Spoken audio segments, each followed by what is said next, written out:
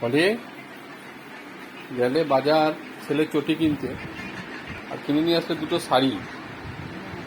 এই পুজোর সময় দুটো শাড়ি কিনলে, বিয়ে বাড়ি যাওয়ার সময় একটা শাড়ি কিনলে তো কত শাড়ি লাগে।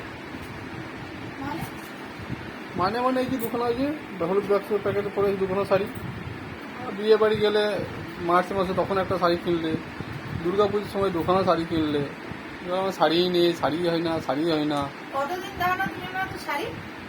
কতদিন দাঁড়া মানে দুর্গা পুজোর সময় দিলাম, বিয়ের সময় দিলাম, দিতেই আছি। আবার এখন নিলে এখন তো দুটো শাড়ি নিয়ে আসলে যতই দাম হোক শাড়ি।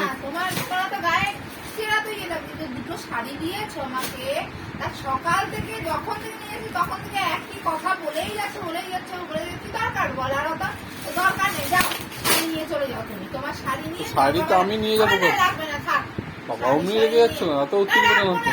তুমি শুধু আমাকে ওই শাড়িটা নিয়ে কবে দিয়েছো? তুমি আমাকে পুজোর সময় শাড়ি দিয়েছো? কোন সময় শাড়ি দিয়েছো? কোন যুগে দিয়েছো? পুজো যুগ হয়ে গেল।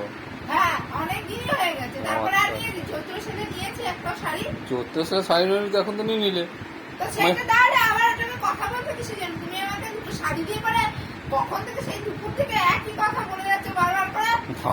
এমন করছো মনে জানো না, তুমি আমাকে কিসের জন্য এই সমস্ত বলবে? অত উত্তেজিত কেন হচ্ছে? না বলার কি আছে? তুমি ছুটি কিনে আসলে, ছুটি কিনতে গেলে ছেলে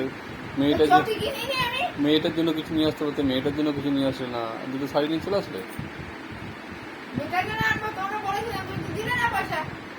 শাড়ি কিনার পয়সা এগুলো, ওইটা দিন হলো, এখন আমি দিলাম না পয়সা।